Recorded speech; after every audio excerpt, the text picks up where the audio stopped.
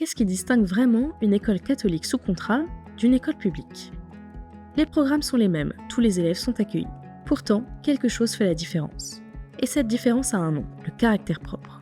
Cette expression qui concerne les établissements privés sous contrat a été inscrite dans le Code de l'éducation en 1959 par la loi Debré. Dans les établissements privés, l'enseignement placé sous le régime du contrat est soumis au contrôle de l'État. L'établissement, tout en conservant son caractère propre, doit donner cet enseignement dans le respect total de la liberté de conscience.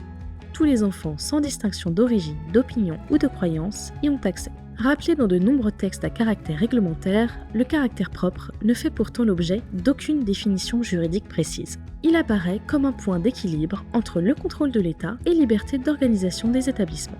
D'un côté, des exigences communes, programme, ouverture à tous, contrôle.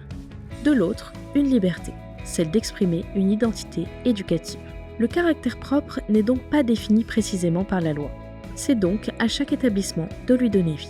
Concrètement, il s'exprime dans un projet éducatif, une manière d'accompagner les élèves, d'organiser la vie scolaire, de faire vivre des valeurs et de construire une relation avec les familles. Le caractère propre, c'est ce qui rend chaque établissement unique.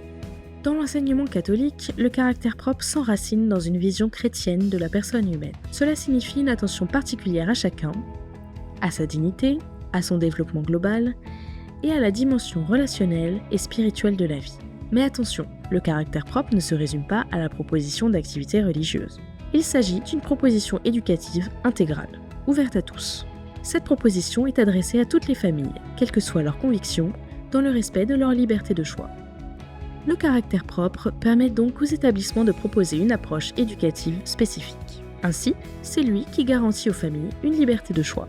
En effet, pas de choix possible si pas de différence visible. Bien sûr, quelles que soient les propositions éducatives, les écoles respectent les programmes de l'éducation nationale. La liberté s'exerce dans un cadre commun. Au fond, le caractère propre, c'est peut-être cela. Ne pas séparer l'enseignement, l'éducation et la recherche de sens. Une manière d'éduquer qui dépasse la simple transmission des savoirs et qui donne de la profondeur au choix des familles pour la scolarité de leurs enfants.